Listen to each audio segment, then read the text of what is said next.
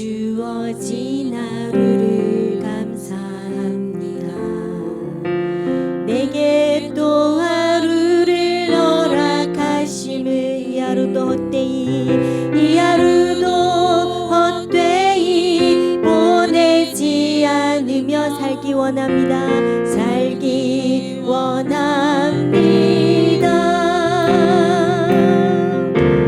이런 은총 받을 만한 자격 없지만 주의 인자하심이 믿음으로 이 하루도 내게 주어졌음이 나여 감사드립니다.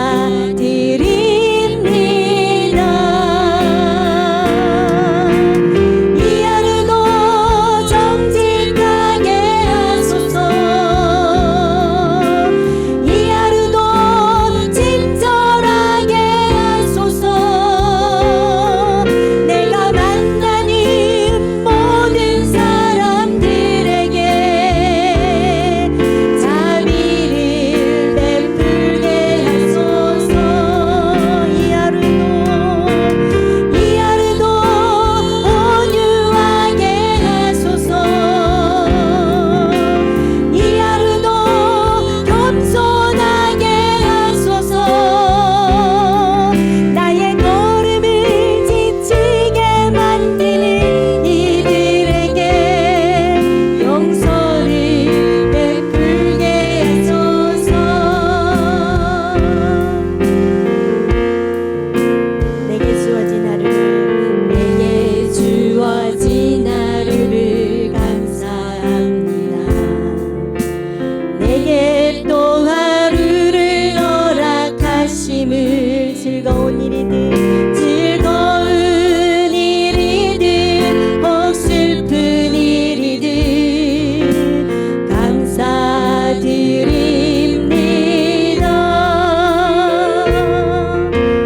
비록 이 하루가 나를 울린다 해도 원망의 맘 품지 않을 이유는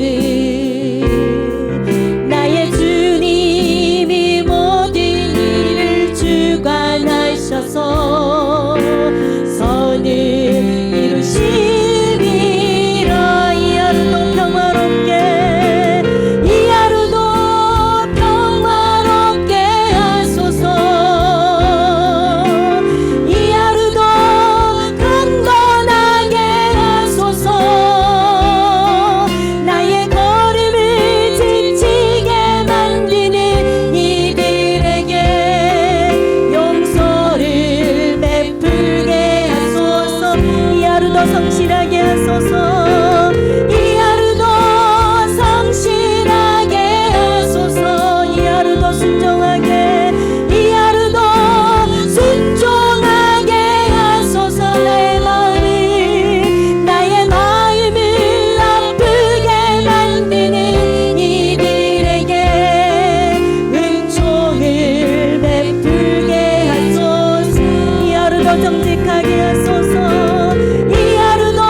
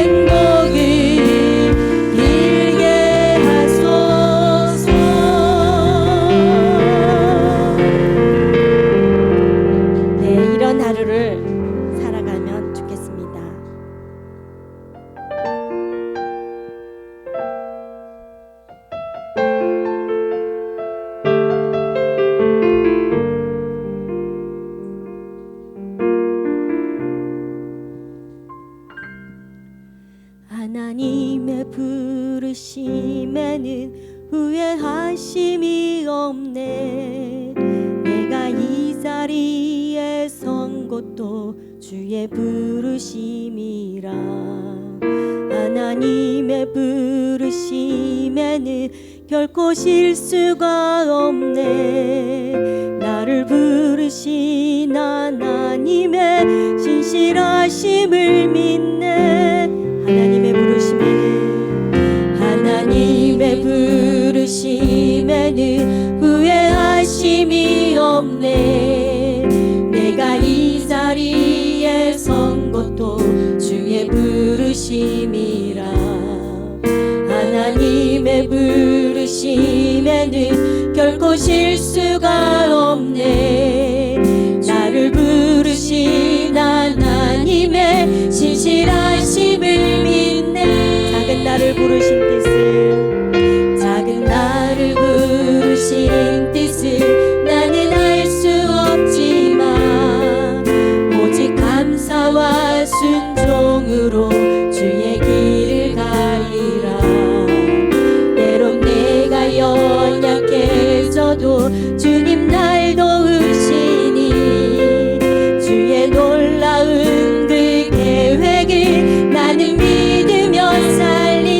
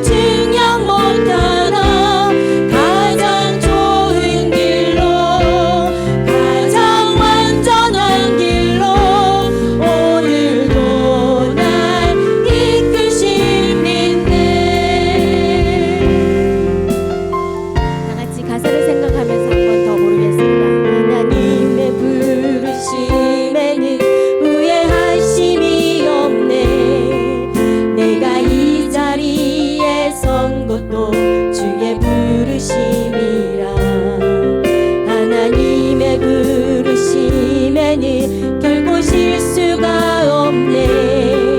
나를 부르신 하나님의 신실하심을 믿네. 작은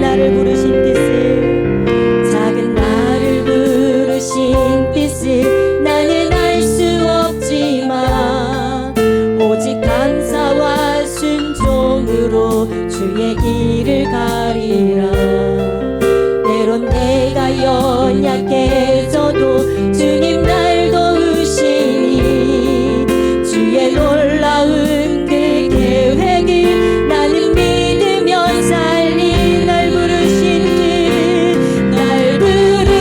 뜻 내 생각보다 크고 날 향한 계획 나의 지혜로 증명 못하나 가장 좋은 길로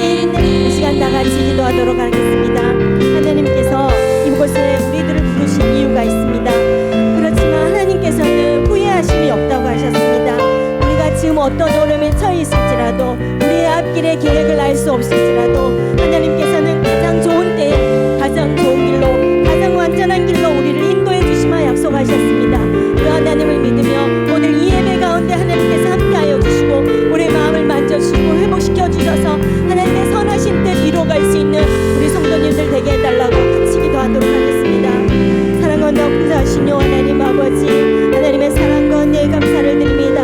거룩하고 복된 질 우리에게 허락하여 주시고 하나님의 자녀 삼아 주셔서 하나님 앞에 나와 예배드리며 경배드릴 수 있도록 은혜 베풀어 주셔서 감사를 드립니다. 우리의 어렵고 힘든 순간들을 지나왔습니다. 우리가 알지 못하고 하나님 아버지 어떻게 해야 할지 알지 못하는 그런 상황을 지나왔지만 하나님 아버지께서는 우리를 이 자리에 세우신 그 부르심에 후회하심이 없다고 하시면서 결코 실수한 적이 없다고 하시며 우리와 함께 하시마 약속하시고 가장 좋은 때 가장 좋은 것으로 완전한 것으로 인도해 주신다 약속하셨사오니 그 말씀을 믿으며 이 시간 우리 하나님 앞에 기도하며 나아갑니다. 하나님 아버지, 이 예배 가운데 성령 하나님께서 역사하여 주시고 말씀 가운데 하나님께서 함께하여 주셔서 아버지 하나님 그 말씀으로 새 힘을 얻게 하여 주시고 우리의 마음에 아버지 하나님 치유와 회복이 일어나게 도와주시며 하나님을 더욱더 사랑하며 아버지 하나님 믿지 않는 이들에게 아버지 하나님 주의 사랑을 증거하며 완전하신 하나님의 사랑을 증거할 수 있는 우리 모든 성도들 될 수 있도록 하나님은 내 베풀어 주시옵소서. 이 자리에 임하시옵소서. 이 자리에 함께하여 주시옵소서.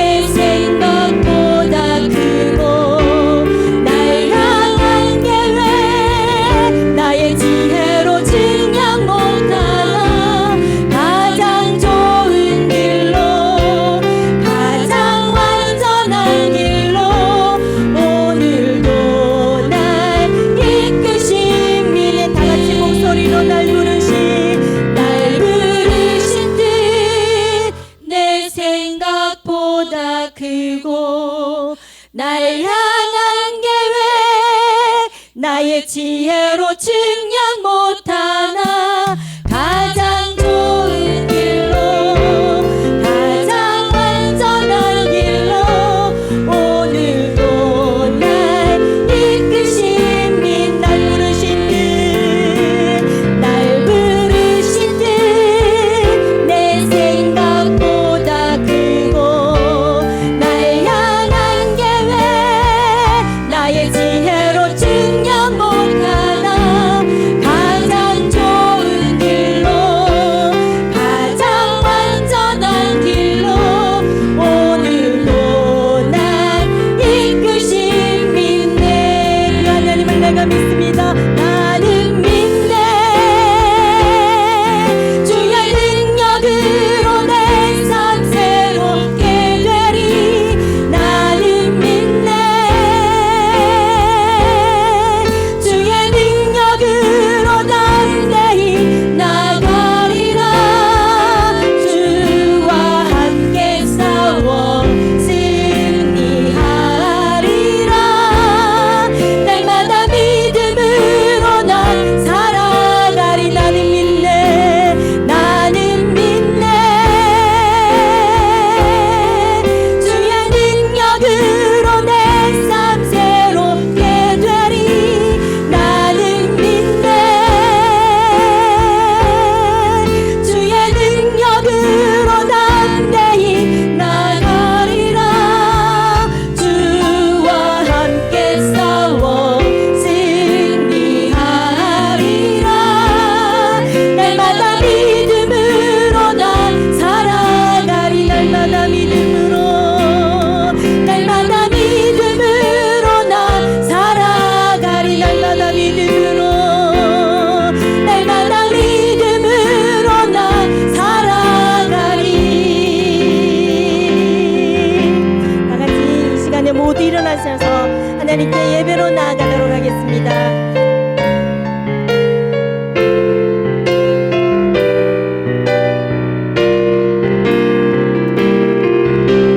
우리 모두 예배하는 자 되어 온전히 영과 진리로 주를 예배하자. 주가 우리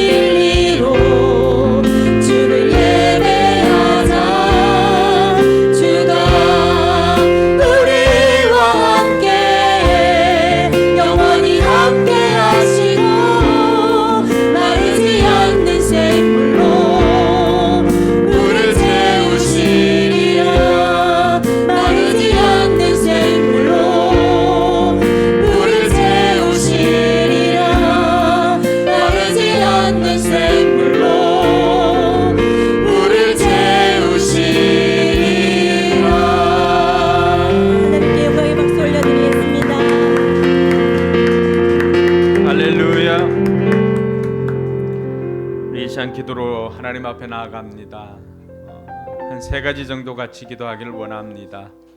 먼저는 하나님 우리와 함께 해주시고 또 하나님의 영으로 충만하게 하여 주시옵소서. 둘째로는 우리 힘으로 해결할 수 없었던 일들을 하나님 앞에 도움을 구하며 나아갑시다. 하나님께서는 우리에게 구하고 찾고 두드리라고 말씀해 주셨습니다. 구하는 자가 또 얻게 될 것이고 찾는 자가 찾게 되고 두드리는 자에게 열리게 될 것이라고 말씀해 주셨습니다. 그 말씀 믿고 오늘도 구하고 찾고 두드리는 삶이 되기를 바랍니다. 또 한 가지 기도할 것은 전쟁 중에 있는 이스라엘 땅에 하나님의 사랑과 하나님의 또 자비하심이 그곳에 있게 하여 주셔서 그곳이 지옥이 아니라 하나님의 구원의 손길이 임하는 곳이 되게 해달라고 이 시간 이러한 제목들 가지고 같이 한번 기도하겠습니다. 참 좋으신 아버지 하나님 은혜 감사합니다. 우리를 사랑해 주시고 인도하여 주셔서 오늘도 하나님 앞에 나올 수 있도록 도와주시니 감사를 드립니다. 우리가 드리는 예배를 하나님께서 기쁘게 받아주옵시고 하나님께서 영광 받아주시기를 주여 간절히 바라고 원합니다. 오늘도 하나님의 영으로 충만하게 하여 주셔서 우리로 하여금 아버지의 뜻을 알고 행하도록 주님 도와주시옵소서.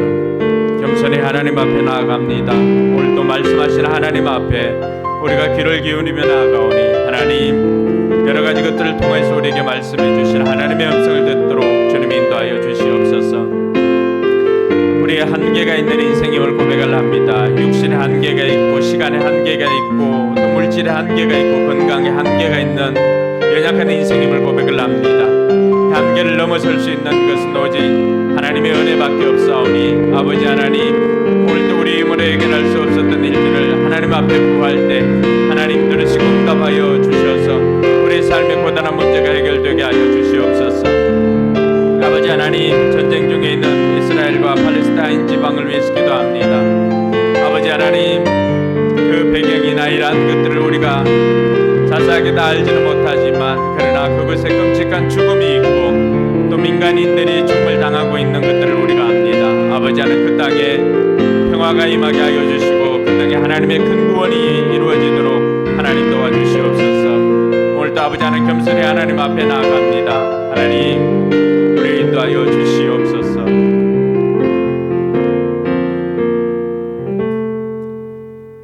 수고하고 무거운 짐진 자들을 초청하시는 아버지 하나님, 오늘도 우리가 무거운 짐을 지고 이 자리에 나왔습니다. 세상에서 지고 가는 이 짐을 잠시나마 하나님 앞에 내려놓으며 하나님께서 주시는 쉼과 안식을 누리게 하여 주시옵소서.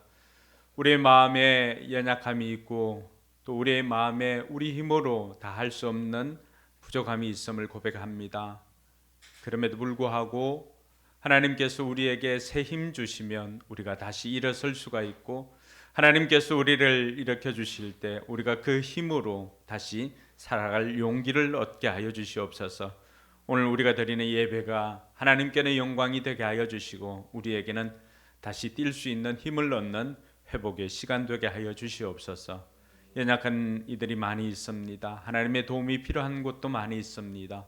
아버지 하나님 그곳에 하나님의 사람들을 통하여서 하나님의 사랑이 흘러 들어가게 하여 주시옵소서. 감사드리며 거룩하신 예수님 이름으로 기도드리옵나이다. 아멘. 이 시간 우리의 신앙을 사도신경으로 고백하겠습니다. 주문이 되지 않도록 질문할 때 믿음으로 고백할 수 있기를 바랍니다. 여러분들은 누구를 믿습니까? 나는 전능하신 아버지 하나님 천지의 창조주를 믿습니다. 여러분들은 누구를 믿습니까? 나는 그의 유일하신 아들 우리 주 예수 그리스도를 믿습니다. 그는 성령으로 잉태되어 동정녀 마리아에게서 나시고 본디오 빌라도에게 고난을 받아 십자가에 못 박혀 죽으시고 장사된 지 사흘 만에 죽은 자 가운데서 다시 살아나셨으며 하늘에 오르시어 전능하신 아버지 하나님 우편에 앉아 계시다가 거기로부터 살아있는 자와 죽은 자를 심판하러 오십니다. 여러분들은 누구를 믿습니까? 나는 성령을 믿으며 거룩한 공교회와 성도의 교제와 죄를 용서받는 것과 몸의 부활과 영생을 믿습니다. 아멘. 자리에 앉아서 찬송가 585장 찬양 드리겠습니다.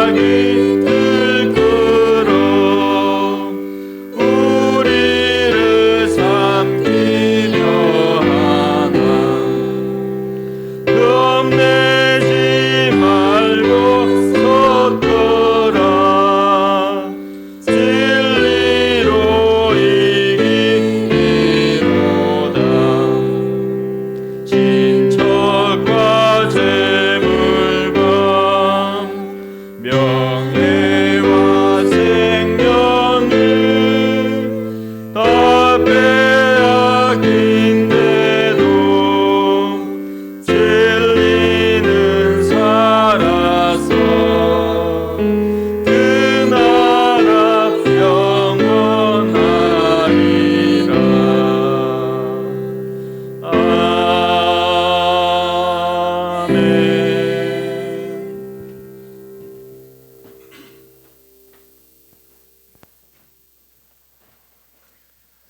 아멘. 사랑에 가득하신 하늘의 아버지, 이번 주일도 거룩하게 보내게 하신 감사합니다.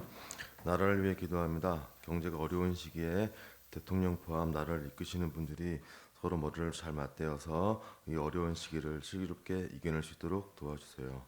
러시아 우크라이나 전쟁, 이스라엘 팔레스타인 전쟁 등 여러 세계 곳곳에서 분쟁이 일어나고 있습니다. 하나님의 보살핌으로 서로 전쟁을 멈추고 다시금 평화의 시대가 올 수 있도록 도와주세요. 교회를 위해 기도합니다. 교회의 VIP팀이 넘쳐나고 목장에서도 VIP팀이 넘쳐나서 교회 부흥의 역사가 이루어질 수 있도록 도와주세요. 여러 사정으로 교회를 못 오시는 분들을 위해 하나님의 따뜻한 손으로 어루만져 주셔서 다시금 하나님의 품으로 돌아올 수 있게 도와주세요. 곧 다니엘 기도회가 시작되는데 이번 기도회를 통해 은혜의 기적을 느낄 수 있도록 도와주세요. 목사님을 위해 기도합니다. 아침 저녁으로 날씨가 추워지고 있습니다. 목사님의 건강을 지켜주셔서 목회 활동하시는데 어려움 없도록 도와주세요. 사모님을 위해 기도합니다. 건강을 지켜주시고 강의하는 아이들 학원을 학업과 신앙적 풍요로움의 장소로 이루어지도록 도와주세요. 이유한 목사님과 사모님을 위해 기도합니다. 두 분 모두 건강을 지켜주시고 물질적, 마음적 평화를 주셔서 목회 활동하실 때 어려움 없도록 도와주세요. 말씀 앞에 섭니다. 하나님의 말씀으로 한 주 한 주로 살아갈 수 있도록 도와주세요. 예수님의 이름으로 기도드립니다.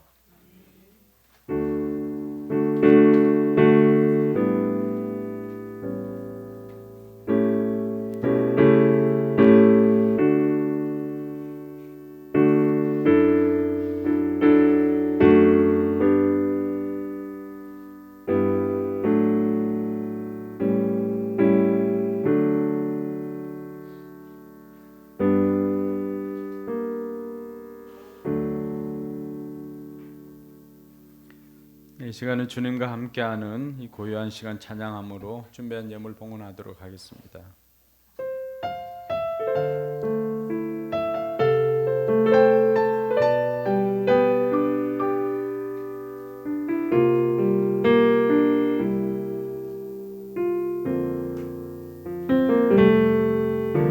주님과 함께하는 이 고요한 시간, 주님의 보좌 앞에 내 마음을 쏟네. 모든 것 아시는 주님께 감출 것 없네. 내 맘과 정성 다해 주 바라나이다. 온 맘 다해 사랑합니다. 온 맘 다해 주 알기 원하네. 내 모든 삶 당신 것이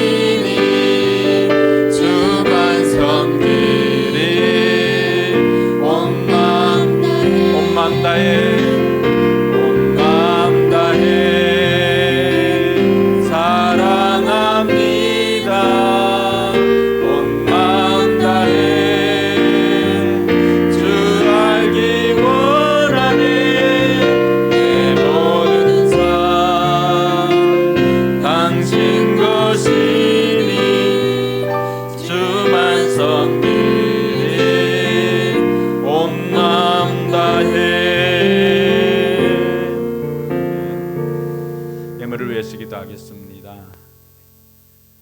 참 좋으신 아버지 하나님 은혜 감사합니다. 우리가 온 마음을 다하여서 주님을 섬기길 원합니다. 힘과 정성과 뜻과 생명 다해 주님을 섬기길 원합니다. 하나님, 우리의 섬김을 하나님 기쁘게 받아 주시옵소서. 오늘도 주님 앞에 빈손으로 오지 않고 귀한 예물 정성껏 준비하여서 하나님 앞에 올려드립니다. 하나님 기쁘게 받아 주시옵소서. 아버지 하나님, 하나님 앞에 예물을 드리기까지 그 모든 과정들을 하나님께서 하시오니 우리 성도들이 힘든 그 상황이나 과정들을 하나님 기억하여 주시고, 아버지 하나님, 저들이 힘을 다하여서 마음껏 드릴 수 있도록 기쁜 마음으로 드릴 수 있도록 하나님께서 이들 가운데 함께하여 주시옵소서. 날마다 하나님을 경험하는 삶을 통하여서 물질로 사는 인생이 아니라 하나님으로 사는 인생임을 고백하며 은과 금도 내 것이라고 말씀하신 그 하나님 앞에 구하여서 받고 또 받은 것으로 이웃을 섬기며 또 하나님을 섬기며 살아갈 수 있도록 복을 다하여 주시옵소서. 11절을 드린 손길들 위에 복을 다하여 주시고 들어가도 나가도 복이 되게 하여 주시옵소서. 하늘의 신령한 복과 땅의 기름진 복으로 충만케 하여 주시고 황충이 금하지 못하도록 하나님께서 지켜주시고 보호하여 주시옵소서. 물질이나 건강이 누수되지 않도록 하나님께서 은혜를 다하여 주시옵소서. 여러 가지 감사 제목으로 감사함을 드리는 손길들 기억하여 주셔서 그들 삶의 날마다 하나님의 함께 하심으로 더욱더 감사가 넘쳐나게 하여 주시고, 때로는 우리의 삶에 우리가 원하는 환경이 아니라서 놀랄 때도 있지만 그럼에도 불구하고 그 순간에도 합력하여 선을 이루시는 하나님을 믿고 감사할 줄 아는 우리 모든 성도들 되게 하여 주시옵소서. 예물뿐만이 아니라 우리 삶을 통해서 오감 일기로 또 밴드에 고백하는 그들의 감사를 하나님 기억하여 주시고 삶의 감사가 더욱더 넘쳐나게 하여 주시옵소서. 주일 예물과 선교 예물을 하나님 앞에 올려드립니다. 하나님께서 기쁘게 받아 주시옵소서. 아버지 하나님, 오늘도 드리고 싶은 마음은 있으나 또 믿음이 부족하여서 드리지 못한 손길들 하나님 기억하여 주시고 저들 삶에도 하나님께서 더 큰 믿음으로 역사하여 주셔서 말씀에 약속한 대로 하나님 앞에 먼저 드릴 때 먹고 마시고 입는 모든 것들을 경험하는 은혜가 있게 하여 주시옵소서. 감사드리며 거룩하신 예수님 이름으로 축복하며 기도드리옵나이다. 아멘.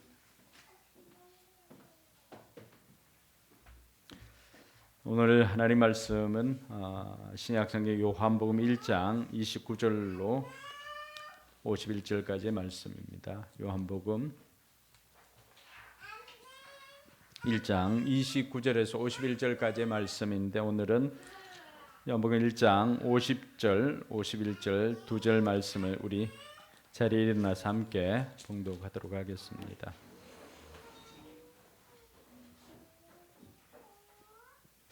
같이 읽습니다. 예수께서 그에게 말씀하셨다. 내가 무화과 나무 아래에 있을 때에 내가 너를 보았다고 해서 믿느냐?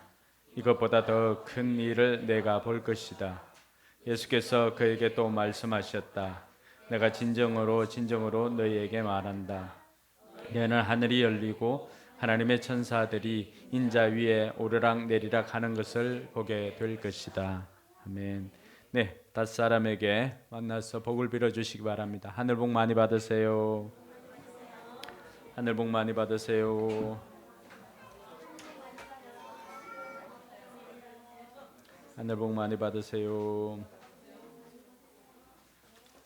네, 하늘 복 많이 받으세요.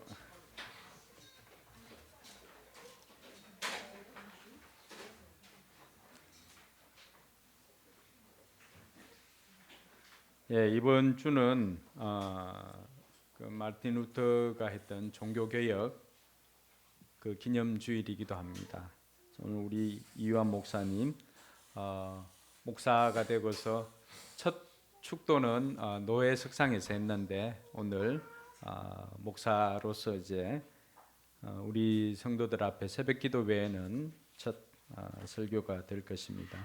그래서 최초의 종교개혁이라고 하는 제목으로 말씀 전하실 때 하나님의 음성을 듣고 큰 은혜를 받으시기 바랍니다. 네, 우리 목사님 첫 설교 우리 박수로 모시도록 하겠습니다.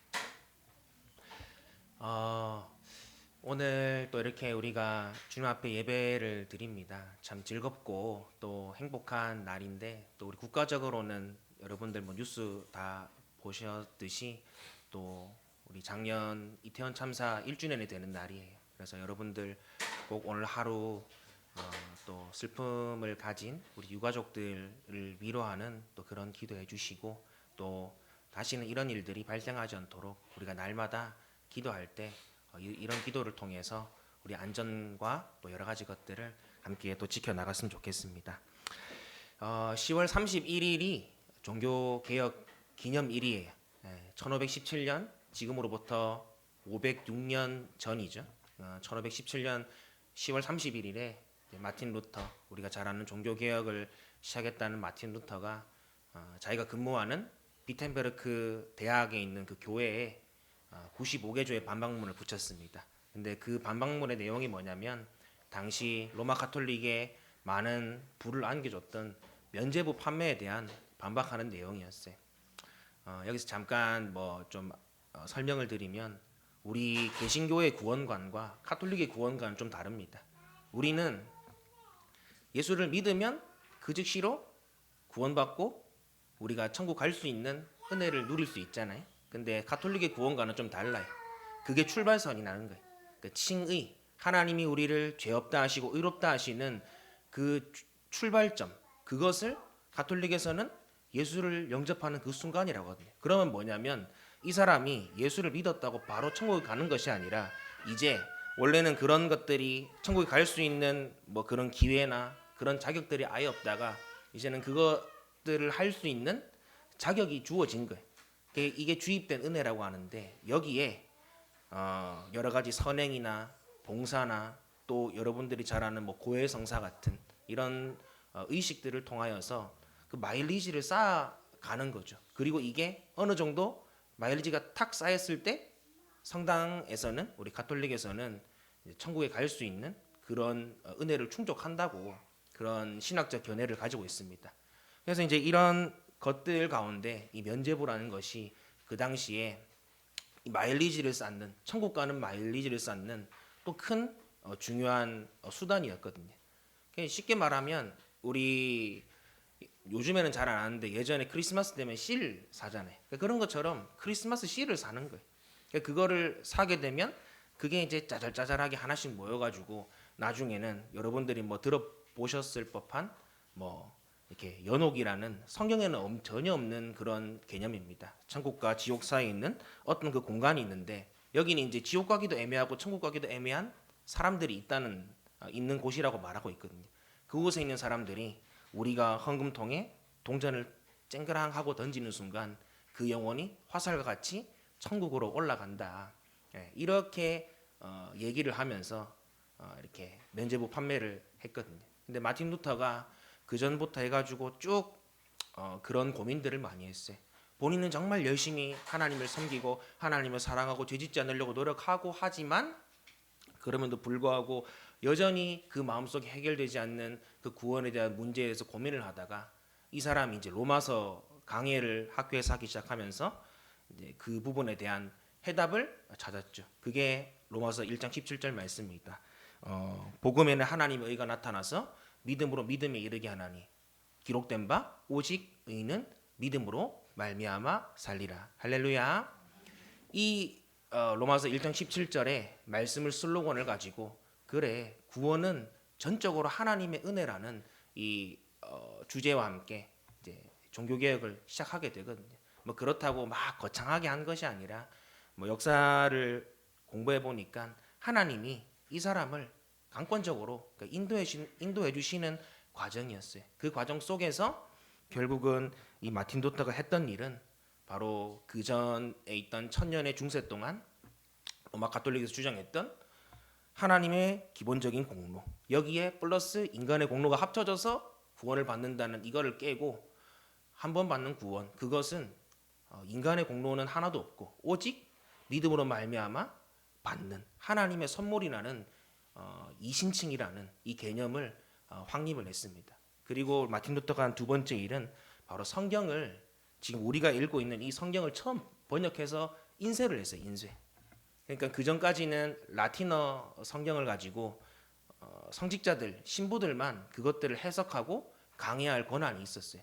그러니까 그 전까지 앉아 계신 여러분들은 그 종교개혁, 마틴 루터가 독일어로 이 성경을 번역하기 전까지 여러분들은 단 한 번도 태어나면서 죽을 때까지 성경의 한 글자도 읽어보지 못하고 죽는 거예요. 교회를 다니는데. 근데 루터가 했던 위대한 일은 이 성경을 평신도들의 품으로 돌려보냈다는 거죠. 듣는 성경에서 이제는 성경을 읽는 시대로 바꿔놨다는 게 또 마틴 루터가 했던 또 중요한 업적 중에 하나라는 것입니다. 그래서 오늘 우리가 이 종교개혁 주의를 맞이하여서 다시 한번 그 정신을 기억할 것은, 그렇지, 내가 받은 구원 그리고 내가 지금 살아가는 이 모든 시간들이 나의 공로 없이 온전히 하나님의 은혜다라고 고백하며 살아가는 우리 모두가 되기를 예수님의 이름으로 간절히 축복합니다. 우리가 구원받기 위해서 봉사하고 구원받기 위해서 전도하고 구원받기 위해서 회개하고 그런 것들이 아니잖아요. 바로 구원받았기 때문에 우리는 예배하고 회개하고 또 전도하고 또 봉사하고 섬기는 것입니다. 그래서 그런 삶을 우리가 살아가면서 날마다 하나님의 은혜를 끼치는 우리가 되었으면 좋겠어요. 그런 의미에서 1517년 10월 31일 이 마틴 루터의 등장으로 중세 천년의 암흑기를 끝내고 이제 새로운 시대를 열었다는 그것. 그래서 이것이 종교개혁이라고 한다면 오늘 우리가 읽은 말씀, 이 요한복음 1장 29절에서 51절 말씀은 바로 이러한 이신칭의 개념, 바로 믿음으로 말미암아 은혜로 구원받는다라는 이 개념을 가능하도록 만들어 주신 그 예수님께서 요한복음 상에서 처음으로 역사의 전면에 등장하시는 장면입니다. 그러니까 우리가 BC, AD를 나누잖아요.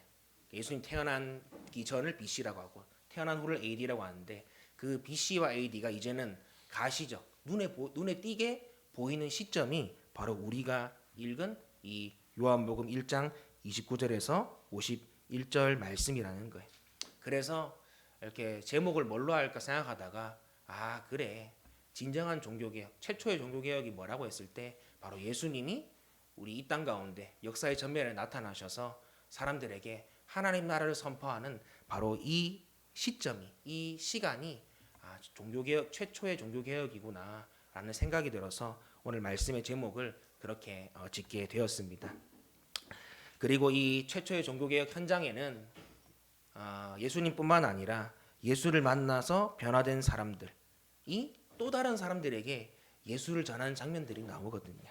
오늘은 이 각 장면을 통해서 하나님께서 우리에게 주시는 그 은혜를 함께 누리고 또 어떤 메시지들이 있는지 살펴보고 믿음으로 구원받는 우리는 앞으로 예수님의 증인으로 어떻게 살아갈지를 한번 살펴보면 좋겠습니다. 이제 본론에 들어가서 오늘 본문은 시간대로 에피소드가 진행되거든요.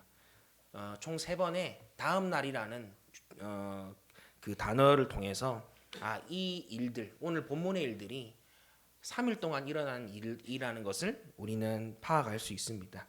먼저 29절 말씀 보면 요한이 이제 예수님이 처음으로 이렇게 딱 나타나시는 것을 확인해요. 그리고는 예수님을 보고 알아차리면서 이런 고백을 합니다. 29절 말씀 한번 띄워주시고 한번 읽어보겠습니다. 다음 날 요한은 예수께서 자기에게 오시는 것을 보고 말하였다. 보시오, 세상 죄를 지고 가는 하나님의 어린 양입니다. 아멘. 세례 요한은 그동안 자기 뒤에 오실 분, 나는 이분의 신발끈도 풀기도 감당치 못하겠노라 말씀하신 그분을 만났어요. 근데 그분을 보자마자, 그 예수님을 보자마자 그분이 하나님의 아들이요 하나님의 어린 양이라는 그런 고백을 할 수 있게 되었거든요. 여기서 우리가 한 가지 주목할 점이 있습니다. 바로 뭐냐면 세례 요한이 예수님을 만나기 전에는 예수님이 자기가 증거한 그 메시아 그리스도라는 것은 전혀 알지 못했다는 거예요. 보고 나서 알았다는 거죠. 어떤 사건을 본 후에야 비로소 그분이 그 예수님이 내가 전파한 메시아구나 그리스도구나라는 것들을 깨닫게 되었다는 것입니다. 그 사건이 뭐냐면 33절에 기록되어 있는데 바로 이런 내용이에요. 나에게 물세례를 베푼 그 하나님께서 어떤 사람 위에 성령이 내려와서 머무는 것을 보거든 그가 바로 성령으로 세례를 주시는 분임을 알아라 라는 이 말씀을 들었는데 예수님을 보니까 예수님 위에 성령으로 세례를 내린 그 사건이 임했다는 것이죠. 다른 공간복음에 보면 세례요한이 직접 예수님께 세례를 베풀 때 성령이 하늘로부터 비둘기같이 임해서 이는 내 사랑하는 아들이요 기뻐하는 자라 이런 얘기를 하면서 성령이 비둘기같이 그 위에 임한 것들을 보잖아요. 그러니까 세례요한이 그 전까지는 예수님이 자기가 전한 그 메시아라는 걸 몰랐지만 그 세례를 베풀 때 성령이 그의 위에 머무는 그 사건을 보고 이분이 바로 내가 그동안 전했던 그 메시아구나 그 그리스도라는 것들을 깨달았다는 것입니다. 사랑하는 성도 여러분, 오늘 우리가 예수를 믿고 변화되어서 예수 그리스도의 증인으로 살아가는 우리에게 그 세례 요한과 같은 이런 믿음 또 이런 신앙의 태도가 있기를 예수님의 이름으로 간절히 축복합니다. 세례 요한은 예수님을 전혀 알지 못했어요. 그리고 예수님이 자기가 전한 사람인지도 알지 못했습니다. 근데 오직 한 가지를 신뢰했어요. 뭐냐면 나에게 말씀하시는 하나님의 말씀을 신뢰했다는 거죠. 눈에 보이지 않지만 하나님께서 말씀하신 그 약속을 신뢰하면서 그분이 오기만을 기다렸다는 거예요. 그래서 히브리서 11장에 보면 믿음을 뭐라고 말합니까? 보이지 않는 것들의 증거, 바라는 것들의 실상이라고 말하고 있죠. 우리가 우리 눈에 보이지 않고 아직 우리의 현재로 다가오진 않았지만 이미 그것을 하나님께서 이루어 주실 것을 믿고 그 약속을 믿고 살아간다는 것, 그 삶이 바로 믿음으로 사는 삶이라는 것입니다. 세례 요한은 하나님 말씀에 대한 이러한 신뢰, 믿음이 있었기 때문에 오실 예수님의 길을 담대하게 준비할 수 있었고 당당하게 나는 광야에 외친 자의 소리라고 하면서 자기 뒤에 오실 예수님을 누가 뭐라 해도 당당하게 선포할 수 있었던 것이죠. 그리고 마침내 예수님께서 오심으로 말미암아 자신이 믿었던 그 믿음을 증명해 보이는 그런 멋진 모습까지 우리에게 보여주었습니다. 바라기는 우리 또한 예수님의 증인으로서 세상이 아무리 너희들 예수 믿어봤자 뭐해? 예수 믿으면 뭐 있어? 라고 우리를 무시하고 그것이 아니라고 말한다 할지라도 우리를 어리석다고 말한다 할지라도 그 사람들의 말과 우리 주변의 환경과 우리에게 매주 매일 느껴지는 이 오르고 내리고 하는 우리의 감정을 의지할 것이 아니라 오늘 세례 요한과 같이 확실한 증거, 확실한 약속이신 하나님의 말씀을 붙들고 이 세상 가운데 내가 믿는 그 예수를 당당하게 전하는 저와 여러분들 되시기를 예수님의 이름으로 간절히 축복합니다. 우리가 또 이 세례 요한을 통해서 한 가지 발견할 수 있는 게 있어요. 뭐냐면 세례 요한이 예수님을 본 후에 보인 반응이라는 겁니다. 세례 요한이 예수님을 보고서 하나님의 어린 양 그리고 그 뒤에 말씀 보면 하나님의 아들이라고 고백하거든요. 그리고 우리가 말씀을 다 읽지는 않았지만 본문 가운데 몇 명의 사람들이 등장하는데 그 사람들도 예수를 만난 다음에 하나님의 아들, 하나님의 어린 양, 메시아 또 나다나엘 같은 경우에는 빌립 같은 경우에는 모세가 율법책에 기록하였고 또 예언자들이 기록한 그분이 바로 나사렛 예수라는 고백을 합니다. 그리고 나다나엘은 하나님의 아들이시요 이스라엘 왕이란 고백을 하죠. 이 사람들의 공통점이 있지 않나요? 뭐냐면 예수를 만난 사람은 반드시 예수가 어떤 분이신지를 명확하게 고백한다는 것이. 예수를 만난 사람은 내가 만난 예수님이 어떤 사람인지를 정확하게 고백한다는 거예요. 우리 또 다음 주부터 시작되는 다니엘 기도에 오랜 시간 동안 우리 교회가 참여했죠. 근데 거기 나오는 간증자들 이야기 들어보면 각자가 다 본인이 만난 예수님을 너무나도 명확하게 설명해.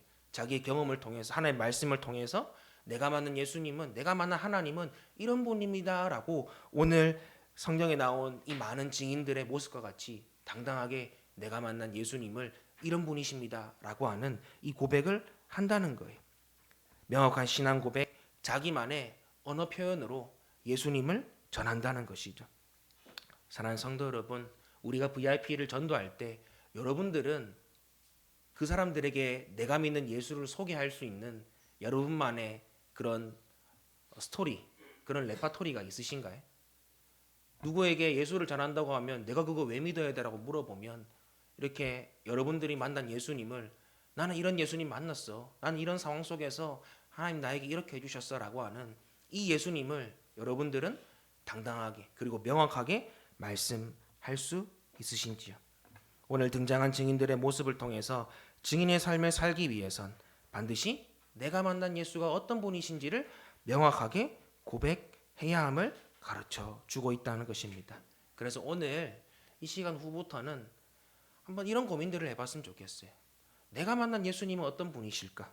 또 나는 어떤 과정을 통해서 지금 이 자리까지 앉아 있을 수 있었을까라는 그런 고민들, 그런 생각들을 해보는 거예요. 그리고 여러분들 VIP들에게 만약에 내가 예수님에 대해서 소개를 하고 어쨌든 조금 뭐 다른 표현으로 하면 우리 물건을 파는 거잖아요. 우리의 좋은 복음이라는 좋은 물건을 파는 건데 아 이거 좋은데 뭐라도 말도 못하겠고 이렇게 하는 게 아니라 이거는 이래서 좋고 저래서 좋고라고 하는 내가 만난 이 좋은 예수님을 정말로 잘 설명할 수 있도록 먼저는 내가 어떻게 구원받았고 내가 어떤 과정을 통해서 여기까지 왔나 내가 만난 하나님은 어떤 분인가라는 것들 좀 진지하게 고민해보고 또 그것들을 잘 전할 수 있도록 우리가 늘 기도하고 준비하는 우리가 되었으면 좋겠어요. 그리고 그래서 베드로 사도가 베드로전서 3장 15절에서 16절 말씀 가운데 이렇게 얘기하고 있습니다. 우리에게 소망의 이유를 묻는 사람들에게 대답할 것을 준비하되 온유와 두려움을 하고 선한 양심을 가지라고 말하거든요. 그냥 가만히 있다가 갑자기 하라는 게 아니에요. 누구든 우리 가운데 너는 왜 그렇게 행복하게 살아? 너는 표정이 정말 밝은데 왜 그렇니? 뭐 이런 식으로 우리 가운데 우리의 소망의 이유, 우리의 행복의 이유를 물어봤을 때 우리 지난주 오춘도 목사님 모습을 봤지 않습니까? 얼마나 밝게 자기가 만난 예수님을 1부, 2부까지 해가지고 해요. 그것도 시간이 짧아서 내년에 또 오시기로 했죠. 그런 스토리들이 있다는 거예요. 우리도 마찬가지로 오늘 이 말씀처럼 우리에게 소망의 이유를 묻는 그들에게 내가 믿는 예수를 정말로 잘 설명할 수 있는 우리가 되었으면 좋겠습니다.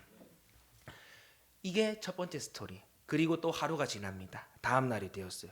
마치 그 마피아 같죠. 막 이제 눈을 뜨시죠. 다음 날이 되었습니다. 그 다음 날이 되었어요. 그렇게 세례 요한이 예수님에 대해 증언한 후에 또 하루가 지났어요. 근데 이날은 어떤 일이 있었냐면 세례 요한과 두 제자가 이제 길에 서 있다가 저기 멀리서 예수님이 쭉 지나가시는 것을 보고 있었습니다. 그때 세례 요한이 두 제자들 앞에서 또 한 번 그 전날과 같은 고백을 했어요. 보아라, 저분이 하나님의 어린 양이다. 그런데 오늘 말씀 보니까 이 두 제자들, 두 사람이 그 즉시 자기 스승인 세례 요한을 떠나서 예수님을 따라가는 장면이 나옵니다. 이 장면을 통해서 이런 것들이 나오죠. 세례 요한은 자기의 정체성을 가리켜서 나는 광야에 외치는 자의 소리라고 했습니다. 소리는 사라지는 거죠. 메시지만 남아요. 근데 이제는 본인이 말한 그 고백처럼 세례 요한이 역사의 뒤편으로 사라지고 이제 드디어 예수님께서 역사의 전면으로 나오는 그 시대가 도래하게 된 것이죠. 그래서 이제 예수님은 요한복음에서 이 공생의 사역을 두 사람과의 만남으로 시작하고 계십니다. 자신을 따라오는 두 사람을 보면서 이렇게 말씀하시죠. 너희는 무엇을 찾고 있느냐? 그러자 두 제자가 랍비님, 선생님, 어디에 묵고 계십니까? 라고 그렇게 대답을 합니다. 이 말은 뭐냐면 우리가 찾고 있는 것은 다른 게 아니라 바로 예수님 당신입니다 라는 그런 고백인 것이죠. 그러자 예수님은 와서 한번 보라 말씀하신 후에 예수님이 묵고 계신 숙소에 초대를 합니다. 근데 그 시간이 오후 4시라고 하거든요. 오후 4시. 개혁 개정에는 10시라고 하는데 이게 이제 세번역으로 넘어가면서 우리 시간대로 바뀌었어요. 그게 오후 4시예요. 오후 4시.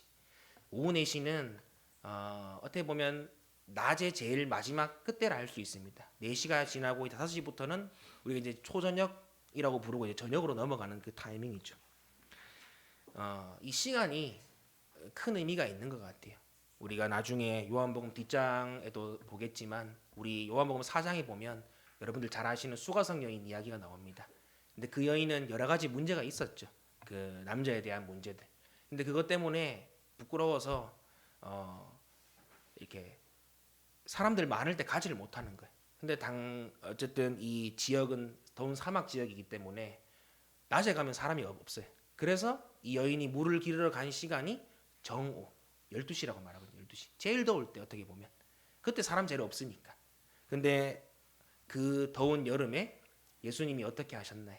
유대인이면 거기를 옆으로 피해서 지나가거든요. 근데 거기를 그대로 가로질러서 정확하게 정오에 물을 기르고 있는 그 여인을 그 시간에 만나 주셨다는 거예요. 어떻게 보면 이 여인을 만나기 위해서 예수님이 그 사람이 없는 시간을 선택한 것이고 그 장소를 선택한 것이죠.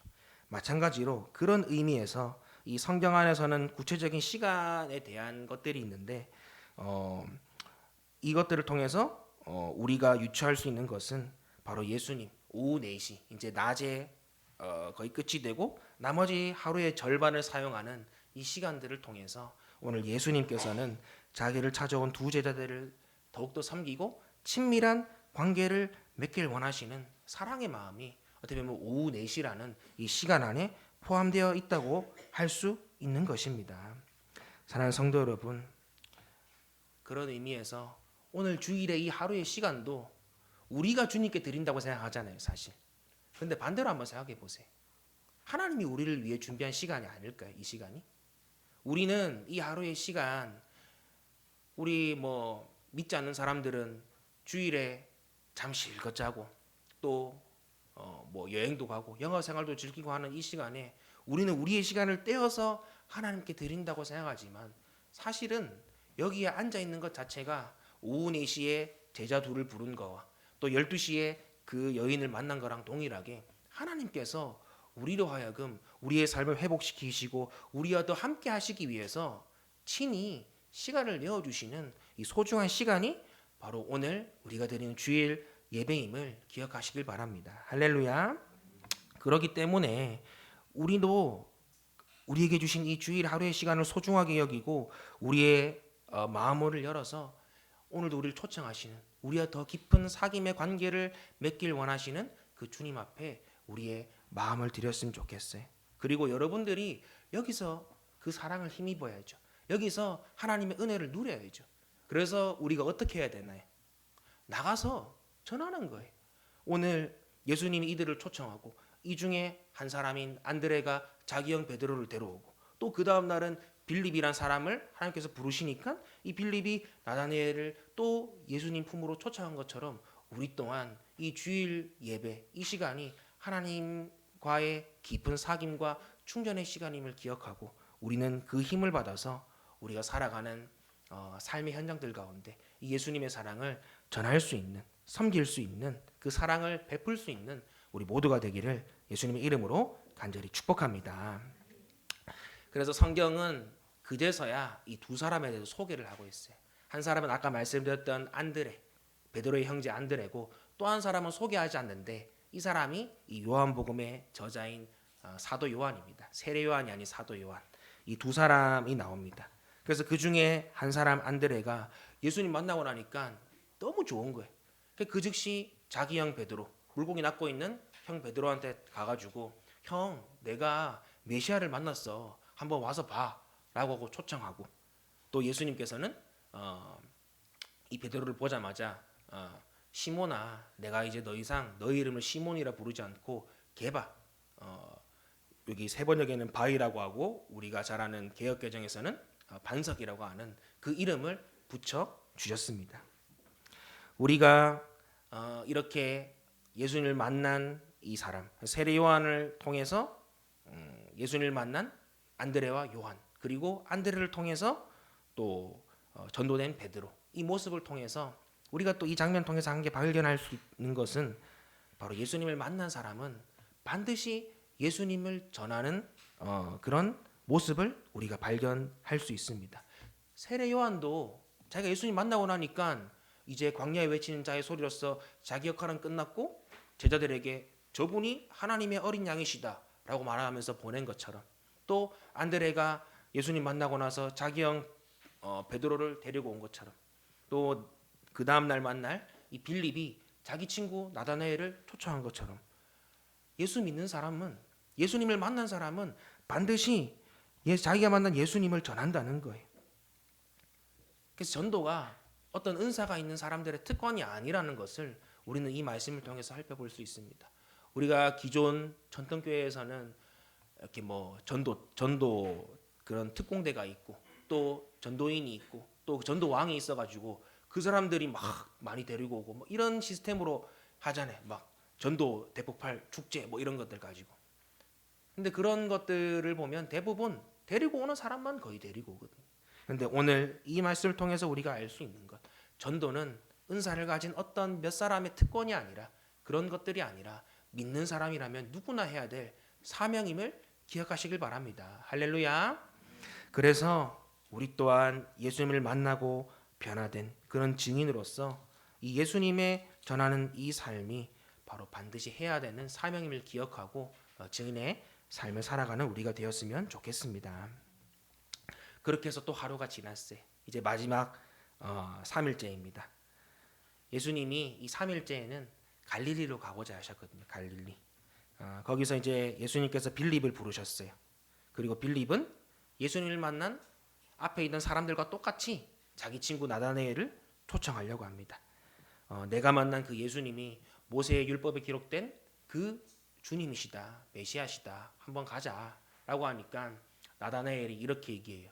나사렛에서 무슨 선한 것이 날 수 있겠느냐. 근데 이 반응이 당연한 거예요. 왜냐하면 갈릴리란 지방은 일단은 되게 외곽 지역입니다.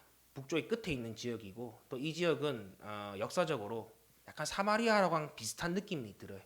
그러니까 혼혈들이 좀 있거든요. 그러니까 이방의 문화들이 좀 섞인 그런 지역들이기 때문에 전통적으로 소외가 된 지역이에요, 이 갈릴리가. 근데 그 중에서도 나사렛은 완전 시골 중에 또 깡시골. 그러니까 지금 나다나엘이 말한 이 말이 그냥 하는 말이 아니라 나사렛에서 선한 게 나올 리가 없다라고 하는 이 말은 정말로 그런 거거든요.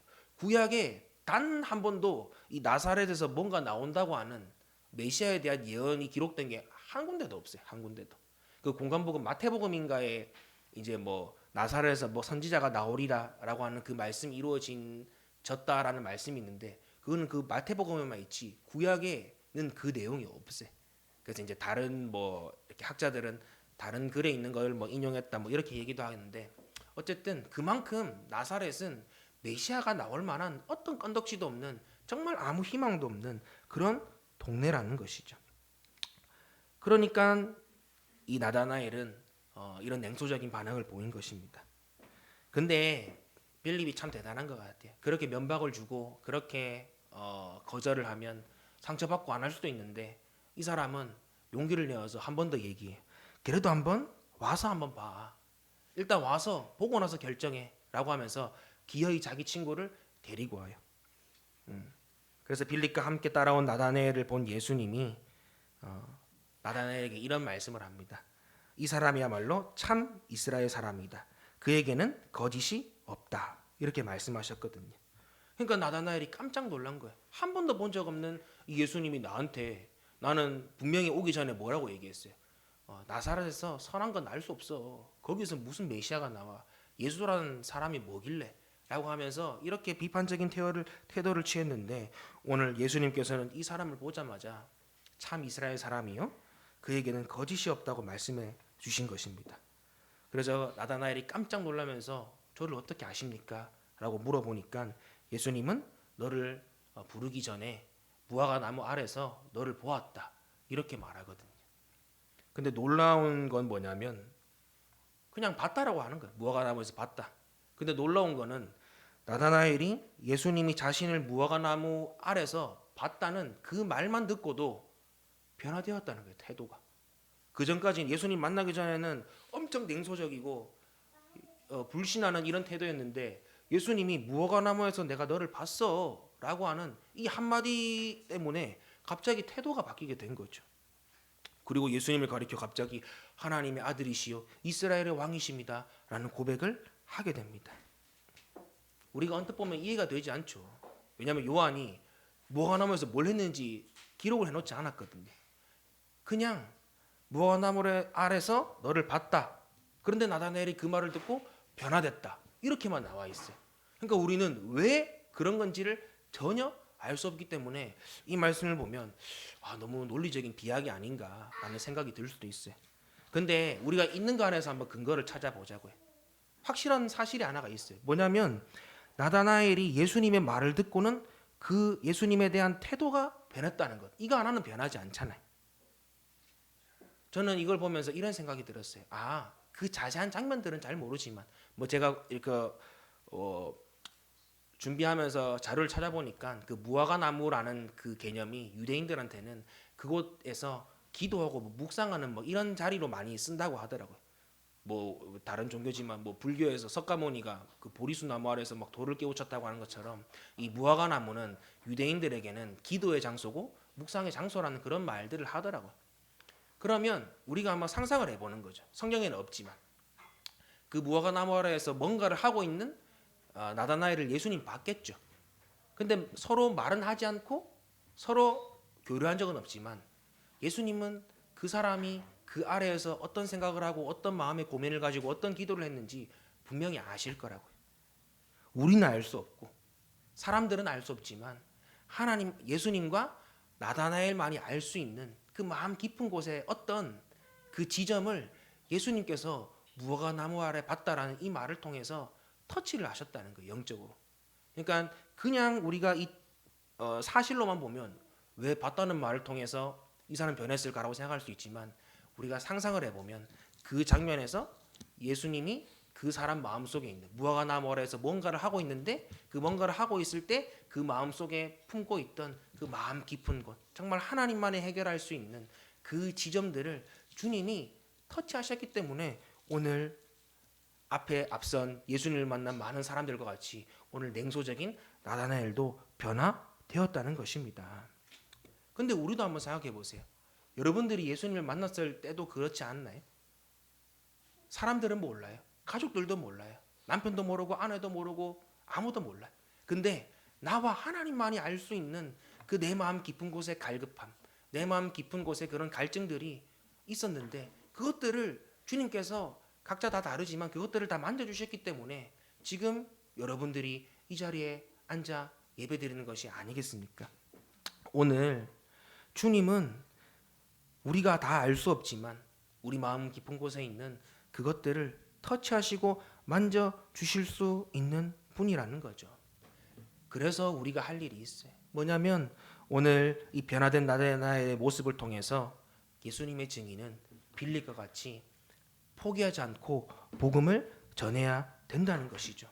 우리는 그 사람들, 우리 VIP들의 필요를 다 채워줄 수 없어요. 대부분 어려움이라는 게 거의 다 돈이잖아요. 물질적인 거잖아요.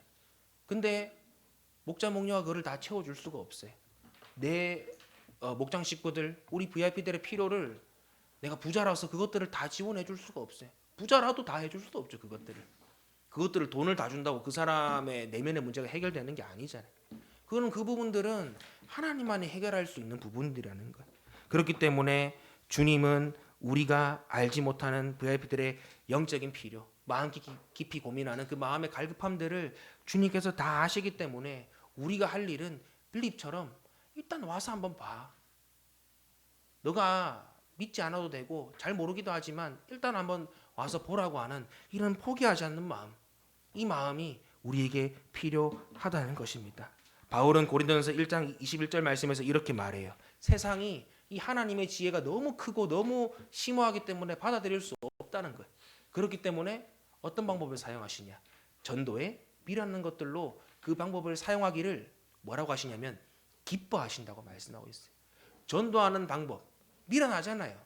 논리적으로 말이 안 되는데 설득해서 와야 되니까 말이 안 되는 건데 이 미련한 방법을 쓰는 걸 하나님께서 기뻐하신다고. 왜냐?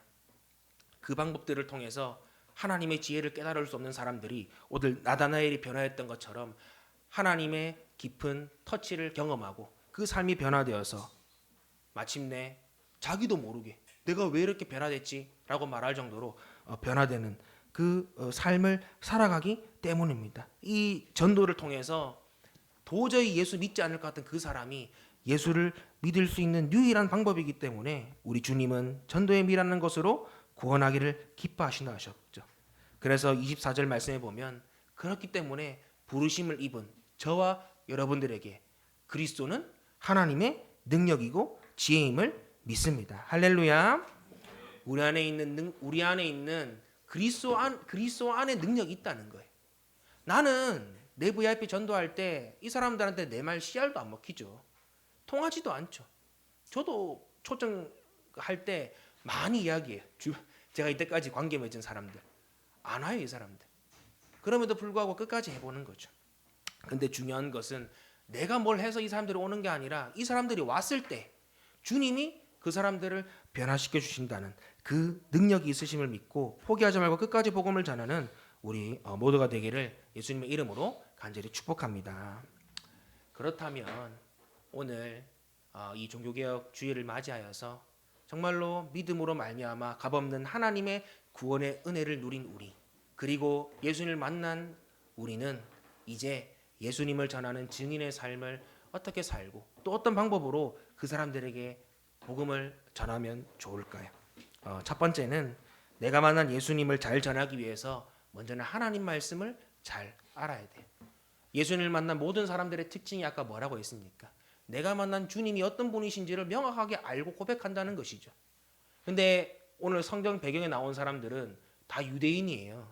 이 사람들은 성경을 기본적으로 구약을 꿰고 있는 사람들이라고 웬만하면 어릴 때부터 교육을 하기 때문에 성경을 달달달 외우고 있습니다. 그러니까 어떤 상황에서 예수님을 보자마자 알아챌 수 있었던 것은 구약에 예언한 선지자들의 예언이 예수님 보니까 그 증거들이 딱딱 맞아 들어가거든요. 그러니까 보자마자 알아챈 거예요. 예수님이 그분이신 걸. 마찬가지로 우리 또한 아까 제가 말씀드렸던 베드로전서 3장 15절 말씀, 소망의 이유를 묻는 그 사람들에게 우리가 대답할 것을 항상 준비하기 위해서 우리가 평소에 하나님의 말씀을, 하나님의 언어를 우리의 심령 가운데, 우리의 머릿속에, 우리의 마음속에 많이 담아 두어야 할 것입니다. 전도라는 말의 뜻처럼 이 내가 믿는 예수, 그것을 예수 그리스도의 도를 명확하게 전하도록 공부하고 담아둬야 된다는 것이죠. 그래서 지금 상공부하고 계신 분들은 정말로 내가 배워서 남주겠다는 그런 마음으로 열심히 공부해 보시고, 또 우리 목사님께서 매번마다 강조하시는 것, 매일의 경건, 특히 큐티하는 것들, 말씀 묵상하는 것들을 여러분들 정말로 매일매일 훈련하여서 날마다 나에게 말씀하신 하나님의 음성을 듣고 또 그 가운데 순종하여서 우리에게 오는 소망의 이유를 묻는 사람들에게 예수님을 정확하게 당당하게 전할 수 있는 우리가 되었으면 좋겠습니다. 둘째로 우리는 VIP와 지속적인 관계를 맺도록 노력해야 돼요. 예수님께서 안드레와 요한을 초청해서 오랜 시간 함께 머물면서 그들을 섬기고 그들과 함께 친밀한 관계를 맺었던 것처럼 우리 또한 그 사랑을 받은 사람으로서 우리의 VIP들을 더욱더 잘 섬기고 친밀한 관계를 맺도록 노력해야 됩니다. 그런 훈련을 해야 돼요. 지난주 이제 집회가 다 끝나고 초원 모임 하는데 아란 사모가 그런 이야기를 했어요. 이제 MBTI인데 I니까 사람을 섬기는데 에너지를 쓴다는 거죠. 그러니까 E인 분들 계세요? E? 저는 I라서. 네. 사람을 만나면 에너지를 충전받는 사람이 있어요. 근데 반대로 사람을 만나면 에너지를 써야 되는 사람이 있거든요. 저도 그렇습니다. 저도. 저도 그래서 뭐 할 때 에너지를 많이 써요.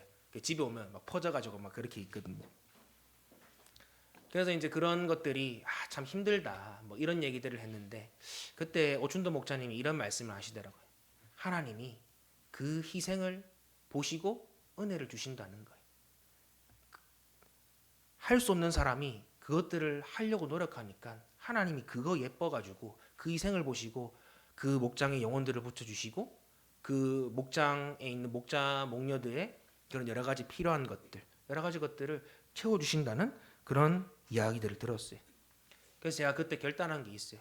그래 나도 여기서 한 걸음만 더 해보자. 한 걸음만 일단은 뭐 갑자기 하지 말고 지금 하는 거에서 조금만 더 에너지를 써보자. 그래서 좀 이제 수량화하는 게 좋으니까 예를 들어서 제가 한 달에 한 번 연락하는 VIP가 있다. 그럼 그 사람은 한 달에 2번 연락해보고 한 달에 한 번 만나는 VIP가 있다. 그러면 그 사람들은 한 달에 2번을 만나는 등 해가지고 조금 숫자를 이렇게 카운트할 수 있는 걸로 해서 그렇게 한번 섬겨보기로 그때 오춘도 목사님 솔루션이라 할까요?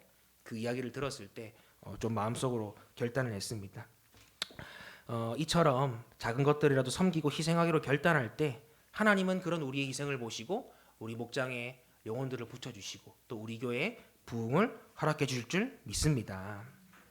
셋째는 변화될 삶을 보내줘야 돼요. 마태복음 5장 16절에 이렇게 말씀하십니다.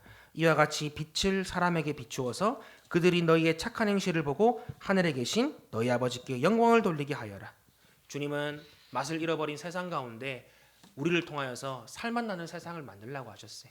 그래서 우리는 주님을 만나고 변화된 삶, 주님과 동행하는 삶이 무엇인지를 보여줘야 됩니다. 그리고 오늘 칼럼에도 나오듯이 우리가 행복한 사람이 되도록 노력하는 거예요. 그런 사람이 될 수 있도록 하나님께 은혜를 구하는 거예요. 그래서 이런 우리 변화된 모습, 우리의 동행하는 모습, 우리의 행복한 모습을 통해서 우리 목장마다 VIP들을 넘치게 부어 주실 것입니다. 끝으로 포기하지 말고 교회와 목장에 VIP들을 초청해 봅시다. 대부분 VIP들은 나다나엘 같죠. 다들 냉소적이에요. 교회 안 오려고 해. 하면 거기 왜 가야 돼라고 하면서 웃으면서 거절하는 사람도 있고 대놓고 거절하는 사람도 있고 뭐 이런 여러 가지 부류들의 사람들이 있습니다. 겉으로 보기에는 예수 없어도 다 잘 살 것 같은 사람이에요. 우리 주변의 사람들이. 왜냐면 뭐 부족한 게 없고 또 그 어려움들이 없으니까 대부분. 근데 중요한 것은 오늘 그런 나다나엘도 예수를 만나니까 변화됐던 것처럼 분명히 그 사람들도 하나님만이 터치할 수 있는 마음 깊은 곳에 그 영역들이 있다는 것을 아까 발견했죠. 그렇기 때문에 우리가 해야 될 일은 예수님처럼 세례 요한처럼 안드레처럼 빌립처럼 포기하지 말고 그들을 목장으로 교회로 초청해 보는 것입니다. 갈라디아서 6장 9절 말씀 가운데 바울이 말합니다. 선한 일을 하다가 낙심하지 맙시다. 지쳐서 넘어지지 아니하면 때가 이를 때에 반드시 거두게 될 것입니다. 그리고 시편 126편 5절 6절 가운데 시인은 고백하죠. 눈물을 흘리며 씨를 뿌리는 사람은 기쁨으로 거둔다. 울며 씨를 뿌리러 나가는 사람은 기쁨으로 단을 가지고 돌아온다. 할렐루야. 이처럼 주님께서는 우리가 포기만 하지 않고 끝까지 나아가면 반드시 그 열매를 거두리라 약속하셨습니다. 그 약속을 믿고 전하는 우리가 되어서 2023년 남은 한 해도 VIP 한 명이라도 우리 목장과 교회에 초청해서 또 복음을 듣게 하는 은혜를 경험하는 우리가 되었으면 좋겠습니다. 이제 말씀을 마무리할게요. 우리가 아까 읽었던 말씀, 그 말씀만 제가 얘기 안 했어요. 나다나엘은 예수님께 당신은 하나님의 아들이시요 이스라엘 왕이라 고백했을 때 네가 무화과 나무 아래 있을 때 나를 보았다고 해서 믿느냐. 그 다음에 하신 얘기 뭐냐면 너 지금보다 더 큰 일도 볼 거야 라고 말하면서 한 이야기를 들려주세요. 그게 바로 야곱이 형 에서에게 쫓겨서 삼촌 라반 집으로 가기 전에 돌베개에서 환상 중에 만났던 그 장면을 얘기해 주십니다. 제가 읽어드릴게요. 내가 진정으로 진정으로 너희에게 말한다. 너희는 하늘이 열리고 하나님의 천사들이 인자 위에 오르락 내리락 하는 것을 보게 될 것이다. 이곳에서 하나님을 만난 야곱, 그곳을 뭐라고 불렀을까요? 하나님의 집이라고 하여서 베델이라는 이름을 붙였어요. 오늘 예수님께서 나다나엘에게 앞으로 더 큰 일을 보리라 말씀하시면서 오늘 이 하나님의 집 베델의 이야기를 언급하신 것, 바로 그것은 조상 야곱이 환상 중에 만났던 그 하나님의 집 베델이 이제는 이 땅에 직접 내려오신 것이고, 진정한 베델이신 예수님, 신약의 표현으로는 우리와 함께 하신 하나님, 어떤 단어죠? 임마누엘 하나님이 영원히 우리와 동행하시겠다는 선언으로 오늘 이 요한복음의 서막이 마무리되는 것이죠. 그래서 오늘 설교의 제목을 최초의 종교개혁, 바로 이 대서사의 서막을 열기 위해서 이 제목을 사용한 것입니다. 이번 한 주 죄인에게 값없는 은혜를 베풀어 주신 그 하나님, 우리와 영원히 동행하시다 약속하신 그 주님께 감사하며, 이번 한 주 정말로 내가 만나는 VIP들에게 예수님의 증인으로서 당당하게 복음을 선포하는 저와 여러분들 되시기를 예수님의 이름으로 간절히 축복합니다.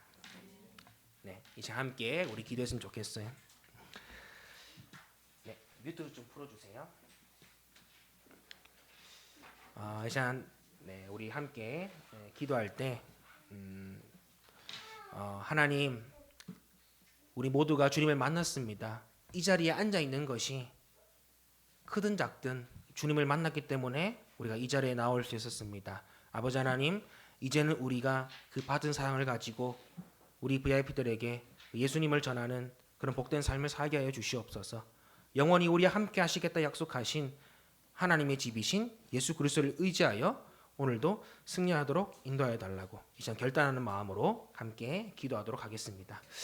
하나님, 은혜를 감사합니다. 오늘도 우리를 불러주시며 놀라우신 하나님의 은혜로 채워주심을 감사합니다. 아버지 하나님이여, 오늘 세례 요한의 시대가 끝나고 예수님의 시대가 오면서 한 사람 한 사람들이 변화되고 그들이 증인이 되어서 예수 그리스도를 전파했던 것처럼, 아버지, 우리도 예수 그리스도를 만난 하나님의 증인으로서, 예수님의 증인으로서 복음을 전하며 실천하며 살아가는 우리가 될 수 있도록 주님 인도하시고 아버지 함께하여 주시옵소서. 하나님, 그 일을 위하여서 우리 혼자 하는 것이 아니라 아버지 하나님, 우리 교회가 함께할 수 있도록 인도해 주시고, 오늘 나다나엘에게 네가 더 큰 일을 벌이라, 바로 야곱에게 나타나셨던 그 하나님, 영원히 너와 함께하겠다, 하나님의 집으로서 너와 영원히 너의 삶에 함께하겠다 약속하신 그 주님을 의지하여 승리하며 나아가는 우리가 될 수 있도록 인도하여 주시옵소서. 모든 말씀을 예수님의 이름으로 간절히 기도하옵나이다. 아멘. 안 되나요? 제대로 뮤트 좀 시켜주세요. 제대로 풀어줄래? 이제 함께 우리 찬양 한 곡 하고 우리 마치도록 하겠습니다. 우리 무리바다 덮음 같이 다 함께 우리 찬양하며 나아가도록 하겠습니다. 세상 모든 민족이 구원을 얻기까지 쉬지 않으시는 하나님, 주의 심장 가지고 우리 이제 일어나 주 따르게 하소서. 세상 모든 육체가 주의 영광 보도록 우릴 부르시는 하나님, 주의 손과 발 되어 세상을 치유하며 주 섬기게 하소서. 우리 바다 덮음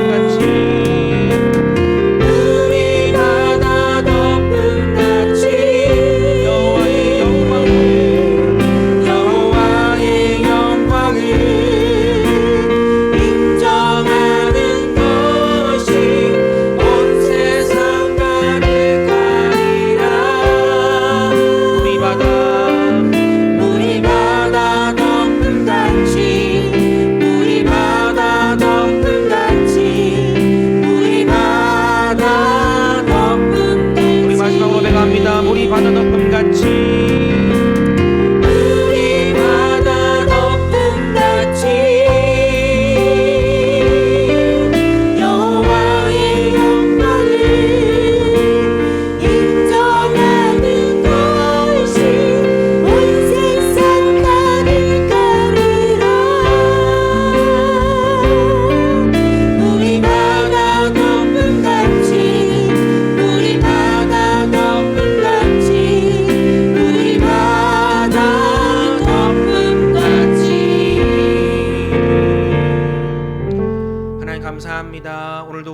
말씀을 가지고 나아갑니다. 이 말씀을 가지고 한 주를 살아갈 때에 주님께서 놀라우신 은혜를 베풀어 주시고 하나님의 살아계심을 경험케 하여 주시옵소서. 이제는 구원의 창시자요 영원한 하나님의 집 되신 주 예수 그리스도의 은혜와 그 독생자를 아낌없이 내어주신 하나님의 놀라우신 사랑과 또 그 일을 하게 하시며 우리로 하여금 예수 그리스도의 증인으로 살아가게 힘과 능력 주실 성령 하나님의 충만 교통하심이 이 자리에 함께한 우리 모든 예수 그리스도의 증인들과 우리 포커스 교회와 그 가정과 또 각자의 삶의 모든 현장들 가운데 이제로부터 영원토록 함께 있을지어다. 아멘.